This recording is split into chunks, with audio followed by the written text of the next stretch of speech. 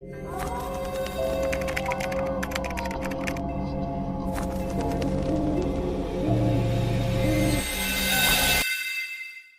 ုံးပဲမင်္ဂလာပါ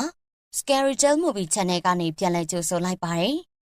်အခုမြင်လိုက်ရတဲ့ယွန်စရာကောင်းတဲ့တတ္တဝါဘာကြီးလဲကျွန်တော်ရဲ့ကင်မရာကချိုးရင်းနေတာလို့တော့မပြောနဲ့နော်အဲ့ဓာတွေကအသားတွေလားအိုးယွန်စရာကောင်းလိုက်တာ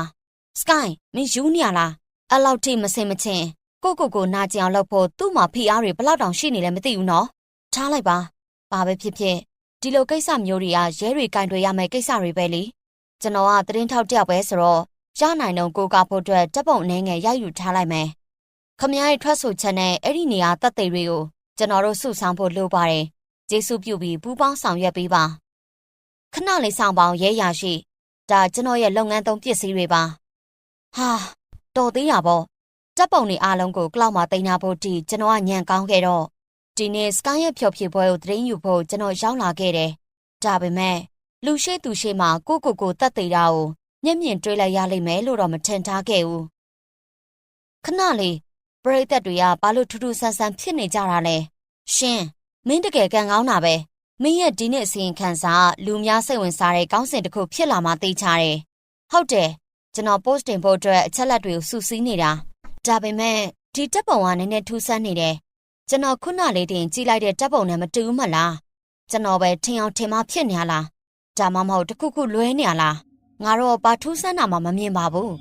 မင်းအဲ့ဒီကြောက်စရာကောင်းတဲ့အရာတွေကိုအများမြင်လိုက်ရလို့စိတ်ဖိစီးနေတာဖြစ်လောက်တယ်စောင်းပါတင်ပြီးတော့တစ်နေ့လုံးနားလိုက်တော့ဟုတ်ကဲ့ကျေးဇူးတင်ပါတယ်တထေးဖြော်ဖြေပွဲကျင်းပတဲ့နေရာကနေရဲစခန်းကိုထွက်ဆိုချက်ပေးဖို့ပြီးတော့စောင်းပါထုတ်ဝေဖို့ရုံးကိုပြန်ရောက်လာတဲ့ချိန်ထိအဲ့ချိန်မရှိဘဲနေနေတာ24နာရီနီးပါးရှိသွားပါပြီဘာကြီးလဲမင်းဘာလို့ငါ့ကိုလိုက်ရှာနေရလဲမင်းရဲ့အဲ့ဒီမိုက်ကိုဆွဲထုတ်ပေးစိတ်ချင်တာလားဒါမှမဟုတ်တခုခုလှုပ်ချင်လို့လားဟေးအခုနအိမ်မက်နေရလားငါဒီနေ့အရန်ပင်မနေလို့ဖြစ်မယ်ပြီးတော့ကျွန်တော်မနက်10နာရီထိအိပ်ပျော်သွားတယ်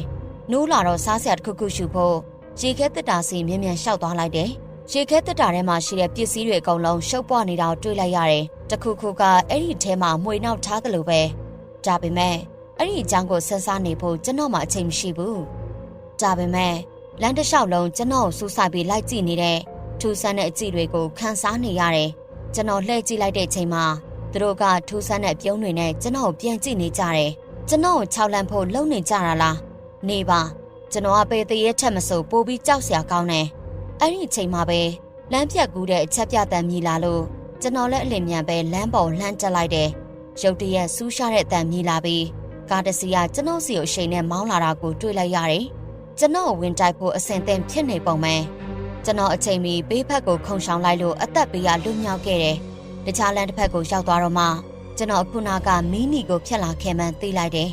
ဒါပေမဲ့အချက်ပြတန်မြည်တာတော့ကျွန်တော်သေချာပေါက်ကြားလိုက်ရတယ်ပြီးတော့အဲ့ဒီချိန်မှာအဲ့ဒီတတ္တဝါထပ်ပေါ်လာတယ်ထူဆန်းတဲ့ထင်အောင်ထင်မှားတွေကြောင့်ကျွန်တော်သေတော့မလို့ဖြစ်ခဲ့ရတယ်အဲ့ဒါကြောင့်အလုပ်ကနေခွင့်ယူပြီးချက်ချင်းဆရာဝန်နဲ့တွားပြဖို့ဆုံးဖြတ်လိုက်တယ်ခမရဲ့ MRI စိတ်ပိုင်းဆိုင်ရာစစ်ဆေးမှုရလဒ်တွေမှာပုံမှန်မဟုတ်တဲ့အချက်လက်တချို့တွေ့ရတယ်။ဒီမှာကြည့်လိုက်ပါ။ဒါကခမရဲ့အာယုံခံစားမှုအဖွဲ့အစည်းကြောက်ရွံ့မှုထိန်းချုပ်တဲ့စိတ်ပိုင်းပေါ့။ဒါပေမဲ့ခမရဲ့ဟာထုံးတက်တွေစုပုံနေတယ်။ခမမှာ Abet Witty Syndrome လို့ခေါ်တဲ့အခြေအနေမျိုးဖြစ်နေနိုင်ပါတယ်။အဲ့ဒါကကြောက်ရွံ့မှုကိုမခံစားနိုင်တော့တဲ့အခြေအနေမျိုးပါ။အုံနောက်ထဲမှာဒိုပါမင်းနှဲပါတာကြောင့်ဖြစ်လာတာပါ။ဒါပေမဲ့ကျန်တဲ့ခမရဲ့စိတ်ခံစားမှုတွေကတော့ပုံမှန်အတိုင်းပါပဲ။ကြောက်ရွံ့မှုကိုမခံစားရဘူးလေလား။ဒါပေမဲ့ကြောက်ရွံ့မှုဆိုတာဘယ်လိုခံစားချက်မျိုးလဲရှင်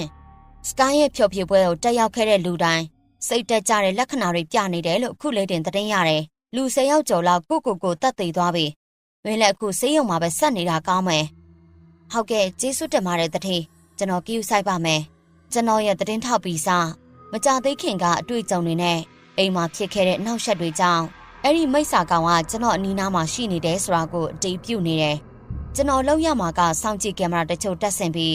းရလက်တွေကိုတိတ်တဆိတ်စောင့်ကြည့်နေဖို့ပဲနောက်ထပ်ငိမ့်ချမ်းတဲ့ညတညထူဆန်းတဲ့အိမ်မက်တွေမမှတ်ပဲကုံဆုံးသွားခဲ့တယ်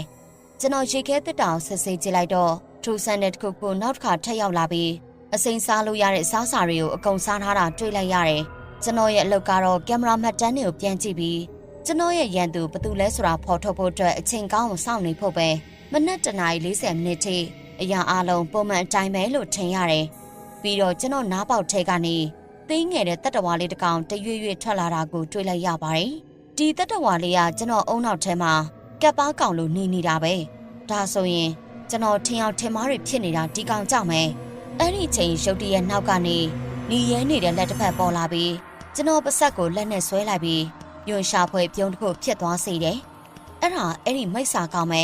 အဲ့ဒီမိစ္ဆာကောင်ကပြန်ခုခံဖို့ကြိုးစားနေပေမဲ့ကျွန်တော်နှလုံးခုန်တော့ကနေသွားပြီးကျွန်တော်ရဲ့စိတ်ကအရင်ကထက်ပိုမြန်လာတယ်အဲ့ဒီမိစ္ဆာကောင်ကအရင်ကိုပြင်းပြင်းထန်ထန်ခုခံချင်နေတာကြောင့်အစအဆုံးပြီးပြည့်စုံတဲ့အယောင်ဆောင်မှုတွေကိုတောင်မဖန်တီးနိုင်တော့ဘူးကျွန်တော်အလွယ်တကူပဲဖျက်ဆီးနိုင်ခဲ့တယ်အဲ့ဒီမိစ္ဆာကိုရှင်းပြဖို့အချိန်တန်ပြီကျွန်တော်စိတ်တွေအရင်လှုပ်ရှားနေခဲ့တယ်မိစ္ဆာကောင်မင်းညံကောင်းတယ်ဆိုခုချက်ချင်းထွက်လာခဲ့မဟုတ်ရင်ငါတို့ညလုံးအတူတူသေရလိမ့်မယ်အဲ့ဒီနောက်ရုတ်တရက်ကောင်းထဲမှာပြင်းထန်တဲ့နာကျင်မှုတစ်ခုခံစားလိုက်ရတယ်ဟင်ကြည့်ရတာအဲ့ဒီမိစ္ဆာကောင်ကြောက်သွားတဲ့ပုံပဲကျွန်တော်ကောင်းထဲကနေတရွေ့ရွေ့ထွက်လာတာကိုခံစားလိုက်ရပါတယ်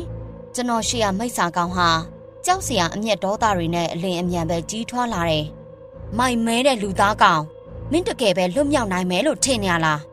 ဘာလို့မလွတ်ရမှာလဲအိမ်ကျဲကင်မရာကမှတ်တမ်းတင်နေတော့မယ်ဆိုတော့ကျွန်တော်အခုအစွမ်းကုန်ကြမ်းပြပြီးဒီမိစ္ဆာကောင်ကိုချုပ်ငိမ့်လိုက်တော့မယ်အဲ့ဒါဆိုမနှက်ဖြန်သတင်းစာမျက်နှာပေါ်မှာနာမည်ကြီးသွားလိမ့်မယ်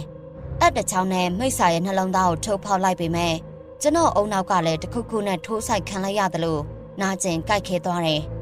ငါတို့အခုတသားတည်းဖြစ်သွားပြီငါသေးမင်းလည်းအသက်ရှင်နိုင်မှာမဟုတ်ဘူး